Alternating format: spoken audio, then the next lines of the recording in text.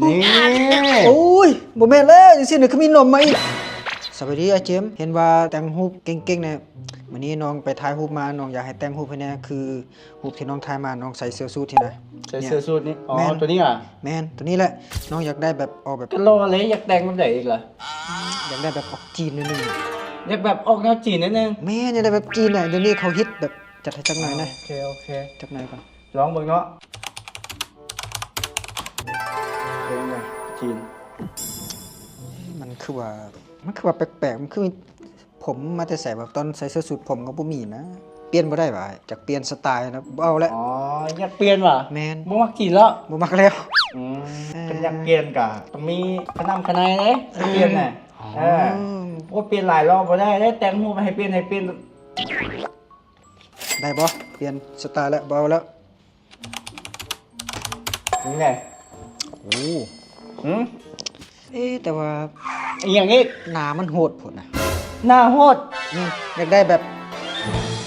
จะได้ว่าหน้าฮักก็ได้นะแต่ว่า อ ใส่ ยากแบบออกยิ้มนิดนึง แม่นออกยิ้มหนิดนึงแบบเฮ็ด แต่คันเปลี่ยนก็ต้อง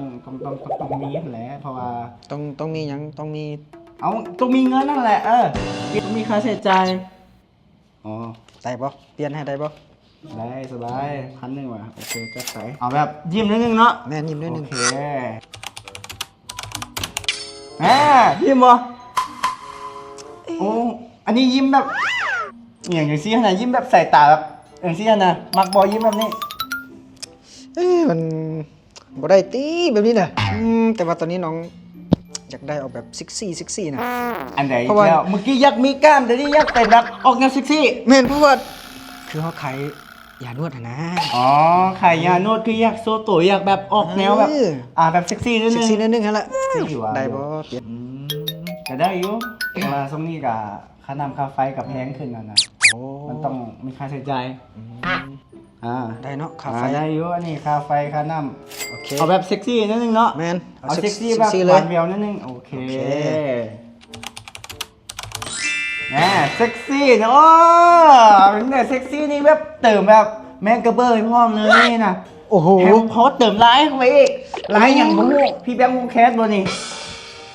สุดนี้คือว่ามันฮิตเป็นบ่สุดนี้น่ะในออนไลน์มันบ่ ฮิตกันอยู่นี่อยู่ อ๋อ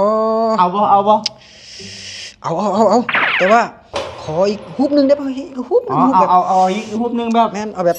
เซ็กซี่สุดๆเลยนะแบบเอาแบบมีจุดเด่นนะ อ๋อโอเคเข้าใจแล้วอ่า แต่จุดเด่นมันต้องมีจุด เอา สุดนี้ให้แถมให้เป็นพิเศษเลยเอาพอเนาะ 2,000เลยว่ะ 2,000เลย นี่ โอ้ยบ่แม่นแล้วจังซี่น่ะคือมีนมมาอีกปอโอ้ มีนมพร้อมจะเป็นกะหรี่พร้อม